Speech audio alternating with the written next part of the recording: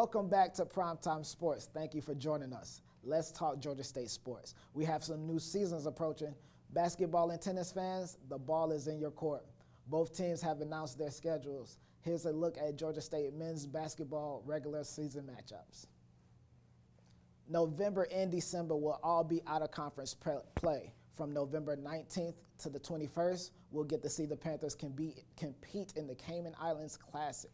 And starting out Sunbelt play will be a championship rematch versus UT Arlington, and that should be a great one because we know the UT wants revenge, and we know the Panthers have a big target on their backs.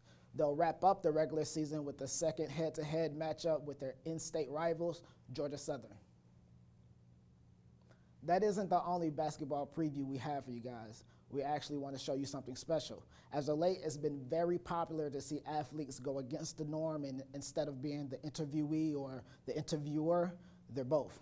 It all started with two legends, Magic Johnson and Isaiah Thomas, rebuilding a friendship and shedding tears across from each other, and that sparked an iconic interview by Shaq with Kobe. And recently, Grant Hill sits down with Steve Nash before he gets inducted into the Hall of Fame. Well, Georgia State adds another players-only interview to the list. Here's a preview of two Georgia State legends and Sunbelt champions. Jeff, how you doing today, man? I'm doing good. What about you? I'm good, man. So, obviously, we're roommates. Known each other for the last 3-4 years. You know, you're one of my best friends, I could say. Like a brother to me. So, the first thing I want to ask you is, man, I remember maybe back in the summer of 2013, Nike UIBL, Los Angeles, California. Playing for the Kentucky Travelers, right? Yep. And you played against a team from Georgia, Georgia Stars. You remember what happened that game? I barely remember, but all I remember is we won our first game out there, and then we played a team called Georgia Stars and lost on a buzzer beater. It was to go up by one, go up by one, and then I brought the ball down to actually try to win the game, and I missed it and lost to it, and the kid that hit the shot was Devin Mitchell.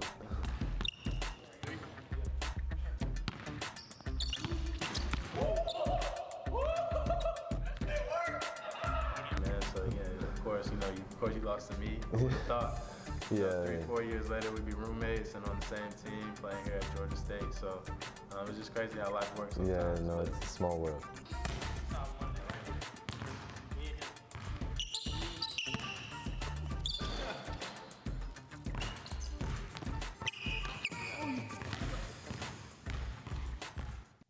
You will be able to catch that full interview right before the season here on Primetime Sportz. The Lady Panthers are ready for action as well. Not only is this a new season, but it's with a new head coach. Following 5 successful seasons helping lead NC State to a 112-52 record, including 3 NCAA appearances, Coach Hill is now the 11th head coach of the Lady Panthers in program history. GSU's tennis team will be hitting the court even sooner than either basketball team. Last Tuesday afternoon, head coach Jonathan Wolf announced the spring schedule. Reporter Jasmine Presley has more.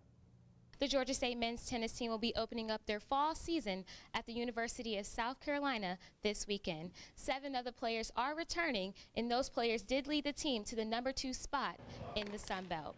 Head coach Jonathan Wolf says that the 3 new freshmen will be an immediate impact on the team's performance. This will be Wolf's 2nd season with Georgia State. For Primetime Sportz, I'm Jasmine Presley. Georgia State's men's soccer team has a lot to celebrate. For the 2nd time under head coach Brett Sorensi, they've strung together a 5-game win streak. And on top of that, they've gone back-to-back with Defensive Player of the Weeks. Just like last week, reporter Gawan Bay stands by with the award winner. GSU men's soccer team is on a roll. I'm Gawan Bay, and I'm out here at the Sports Arena because GSU men's soccer team is the first team this season to have back-to-back Defensive Player of the Week winners. I'm joined by this week's Defensive Player, George Proctor. George, before we start anything, I want to congratulate you on your achievement. Thank you very much. So tell us how and when you first found out that you were recognized. I was sat in class on Tuesday. I was just scrolling through Twitter, and I seen the tweet from the Sunbelt Conference saying that I'd won the award. So yeah. So how did you feel when you found your name on the Twitter? It felt good, yeah. I wasn't surprised, but like it was a good feeling to recognise that I'd got the award and that I've been recognised for what I've been doing. So yeah. So massive achievement. Who was the first person you shared this news with? I put it in my family group chat. So I sent it to my family, and then my mum rung me up straight away and said, "Oh, congratulations on your award." So yeah. Can you tell us briefly about the emotions on the phone with your mom? She didn't even say hello. She just said, "Well done." Like just shouted, "Well done." So yeah, it felt good. That's very nice. Let's talk a little bit about your team. The team is on a 5-game winning streak. How is the atmosphere of the team right now? Buzzing, yeah. Games are buzzing, training's buzzing. Like even in the changing room and the locker room, like we're all excited to be around each other and just excited to see what we can do this season. So yeah. So next game, which is this Saturday, is an away game. How is the preparation going for that game? We're just preparing like it's every other game. Obviously, Mercer's a rival game, and we're just trying to do our best to be able to beat them and get 6 wins on the bounce. So yeah. All right, perfect. Good luck with the game. Panthers are on the road this Saturday against its in-state rivals, Mercer University, but you can still follow the game via live stats. Also, you can follow it on Twitter at GSU Men's Soccer. Come out, follow your Panthers, and back to you, Justin. Thanks, Gawan, and congrats, George. In their next match versus Mercer, the men's soccer team will have a chance to do something that hasn't been done since 1987, and that's push their win streak to 6. That would be major for this soccer program. Unfortunately, the exact opposite is going on with the women's soccer. Georgia State, you win some and you lose some. The ladies are on a streak as well, but they are streaking in the wrong direction.